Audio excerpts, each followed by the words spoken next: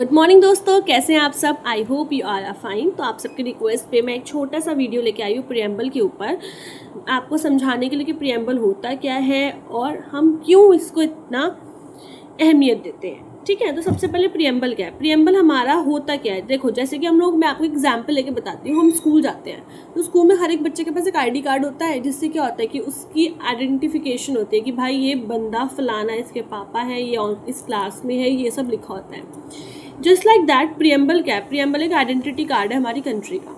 ठीक है, मतलब हम हर एक नागरिक का एक आइडेंटिटी कार्ड है प्रियम्बल। तो प्रियम्बल में लिखा क्या क्या होता है। हम प्रियम्बल को मिनी कॉन्स्टिट्यूशन इसलिए भी बोलते हैं क्योंकि इसके अंदर हमारी जो मेन इंपॉर्टेंट चीज़ें हैं, हमारी जो मेन रिक्वायरमेंट्स हैं वो लिखी हुई हैं। ठीक है, तो प्रियम्बल में क्या क्या लिखा होता है। प्रियम्बल में लिखा होता है कि फ्रॉम वेयर पावर कम्स, मतलब कि हमारी पावर आ कहाँ से रही है इंडिया में। कोई तो सोर्स होगा ना जहाँ से हमारी पावर आ रही होगी। नेचर ऑफ द कंट्री, हमारी कंट्री का नेचर कैसा है कि हमारी कंट्री किस तरह की है।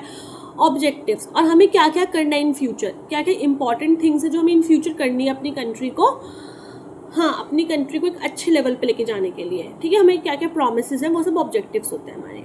अब from where power come, power कहाँ से आ रही है। वी मतलब हम। आपने अगर प्रियम्बल आज तक नहीं देखा है तो मैं आप लोगों को बताती हूँ कि हमारी एनसीईआरटी की बुक के फ्रंट पेज पे, I think second third page पे प्रियम्बल छपा हुआ है, आप उसको पढ़ सकते हैं, वरना आप गूगल भी कर सकते हैं प्रियम्बल।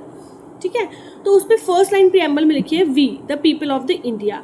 तो हम इस देश के नागरिक हैं। तो who is responsible for the power, कौन है पावर के रिस्पॉन्सिबल। वी मतलब हमारे से ताकत आ रही है, क्योंकि हम ही तो हैं जो अपने वोट दे रहे हैं, जिससे इलेक्शन हो रहे हैं, जिससे हमारी एक सत्ता, एक पार्टी डोमिनेट कर रही है ना, तो वो इलेक्शन में आ रही है। ठीक है, तो we are the responsible for the power. उसके बाद nature of the country, country का नेचर कैसा होना चाहिए। अब हमारी कंट्री का जो नेचर है ना, वो बिग 5 पे डिपेंड करता है। बिग 5 मतलब SSSDR, ये याद करने के लिए लिखा है मैंने। R for Republic, D for democratic, S for social, S for secular और S फॉर सोवरेन। ठीक है, तो इसका मतलब क्या, रिपब्लिक का मतलब क्या। रिपब्लिक का मतलब है कि हम आज़ाद हैं, we have rights to give vote to anyone. ठीक है ना। डेमोक्रेटिक का मतलब है कि हम लोग कोई राजा रानी के शासन के अंतर्गत नहीं है, हम लोग के ऊपर एक प्रॉपर एक पार्टी है जिसको हमने ही बनाया है। ठीक है, और सोशल और सेकुलर का मतलब है कि हमें इक्वालिटी है, हमारी सबके अंदर कोई भेदभाव नहीं है।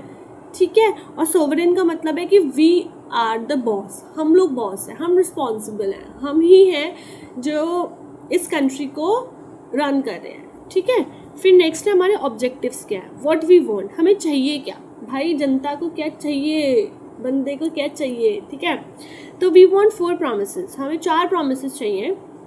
जस्टिस, सबसे पहले कि हमें बिल्कुल प्रॉपर जस्टिस मिलेगी, कोई भी भेदभाव हमारे साथ नहीं होगा, कोई भी बाइस नहीं होगा हमारे साथ। फिर इक्वालिटी, हमें हर एक चीज़ में इक्वालिटी चाहिए, on the base of gender हो, चाहे वो हमारी लैंग्वेज हो, चाहे वो हमारी कास्ट हो, वॉट एवर, हमें सब में क्या चाहिए, इक्वालिटी चाहिए, कोई भी ऐसे भेदभाव नहीं चाहिए।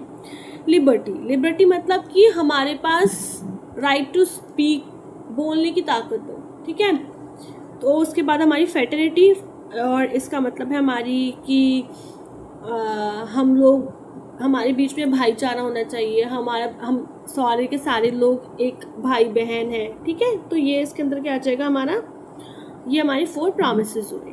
ठीक है, उसके बाद अब हमारा प्रियम्बल आया कहाँ से, इसको बनाने की मतलब क्या, इसको बनाने का क्यों नीड पड़ी। तो सबसे पहले देखना, जो हमारा प्रियम्बल है ये हमने USA के कॉन्स्टिट्यूशन से लिया है। ठीक है, USA के कॉन्स्टिट्यूशन से, और जो इसकी लैंग्वेज है, ठीक है, वो हमने कहाँ से लिया है, ऑस्ट्रेलिया से। ठीक है, याद रखना कि हमारे प्रियम्बल का जो मतलब जो प्रियम्बल है उसका आइडिया जो है वो हमने USA से लिया है, और जो लैंग्वेज है वो ऑस्ट्रेलिया से लिया है। अब इसका कुछ ना कुछ, अब प्रियम्बल तो आ गया, लेकिन ये प्रियम्बल का कुछ तो ऑब्जेक्टिव होगा ना, किसी ने तो सोचा होगा ना प्रियम्बल के बारे में। तो वो कौन थे, हमारे नेहरू जी थे।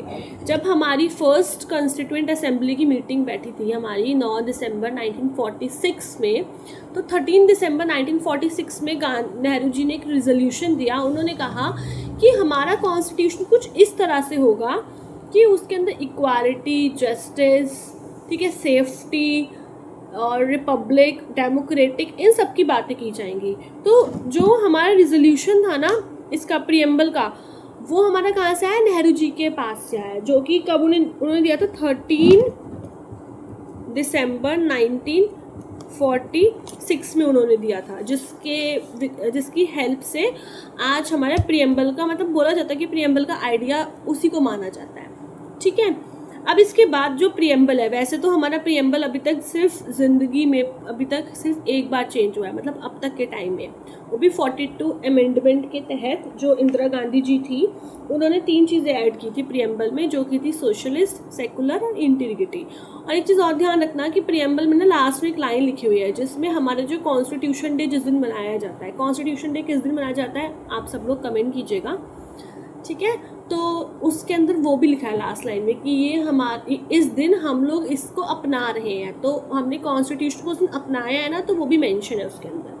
ठीक है, उसके अलावा जो हमारा प्रीएम्बल है वो 26 जन 1949 को अडॉप्ट किया गया था ऑफिशियली। ठीक है, तो ये ऑल हमारा ये सब था प्रीएम्बल के बारे में। Thank you.